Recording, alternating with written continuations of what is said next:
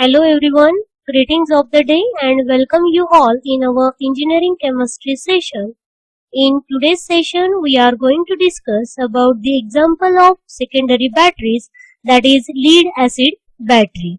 At the end of this session, you will be able to explain the lead acid battery, its construction, working and applications. So lead acid battery is an example of secondary type of battery and it is rechargeable. So in this, use of lead as the anode and cathode material and acid is used as an electrolyte. So it is known as lead acid battery. So the anode is made up of lead grid with the spongy lead, whereas cathode is made up of lead grid with the lead oxide. The electrolyte used is the H2SO4 solution, which is 20%.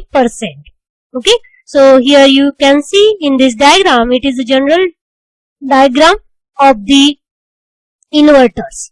Okay, so in this arrangement of the plates in a lead acid battery, means cathode and anodes are arranged in the alternate way, means there is a series of this anode and cathodes. Okay, so during the discharging and charging, there will be the redox reaction, that means oxidation and reduction. Okay, so you can see here in this diagram, as this lead oxide, that is cathode, so during the discharging process this will convert into the lead sulfate, whereas the anode will convert into the lead sulfate. So anode is made up of lead grid and that will also convert into the lead sulfate.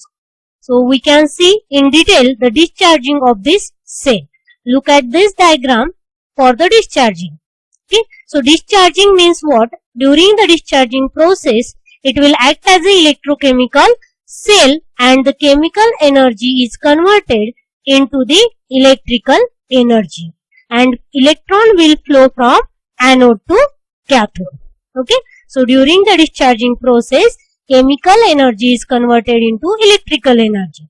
As we know, in that inverters, the energy in the form of chemicals that is stored, and when we are using it for various appliances, it will convert into the electrical energy.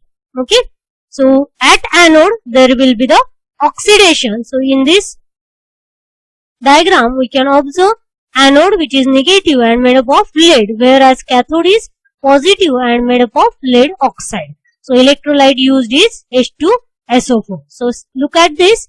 This lead will undergo oxidation. Okay, so forms lead plus 2 ions, Pb plus 2, and it will accept the sulfate ions from the electrolyte to form the PbSO4. So this will be the reaction at anode.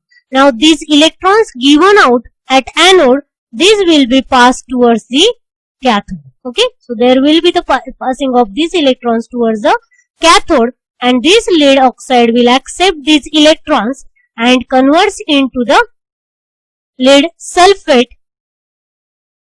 that is the reaction in discharging. So see in detail the reactions.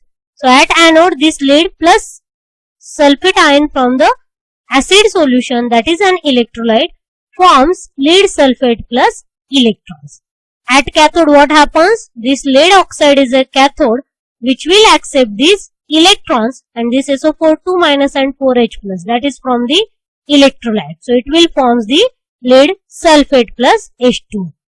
So same reaction is shown in that previous diagram. So overall reaction will be lead which is in solid form acting as anode plus lead oxide is also in a solid form acting as a cathode plus this H plus and SO4 2 minus means electrolyte which will convert into the lead sulfate and H2O.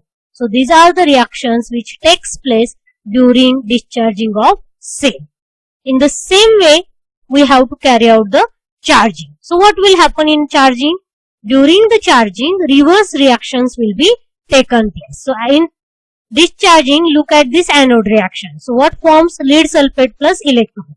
So this reaction will be carried out in a opposite direction. That means lead sulfate plus 2 electron converts into the lead plus sulfate ions. So you can see here the right hand side of this charging reaction and left side of the discharging reaction. These are same.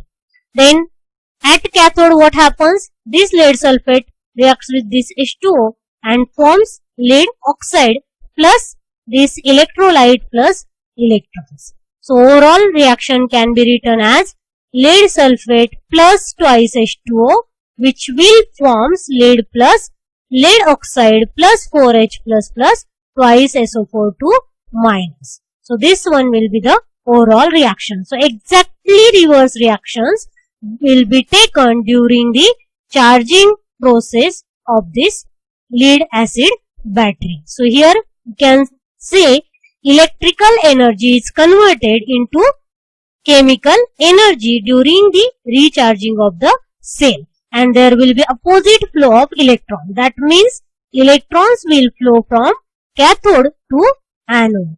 So here same, your lead will act as a anode, lead sulfate act as a cathode, and H2SO4 will act as a electrolyte. Okay. So here in this diagram charging process has been shown. So here lead sulfate is there, converts into this Pb plus 2. Okay. That is at negative terminal. So reduction will be taken place, and at positive terminal this will converts into the Pb plus 2 and then PbO2. Okay. So these are the various reactions which will take place during the recharging of cell. So lead acid battery can be used in automobiles, then train, hospitals, telephone exchange, laboratories, broadcasting stations, power stations, etc. because of its high efficiency. This can also be used at our home. Okay, in the inverters. Generally these are used in the form of inverters at various places. So all this is about the example of secondary battery, that is lead acid battery. In this way we have completed the first two types of batteries, primary battery and secondary battery.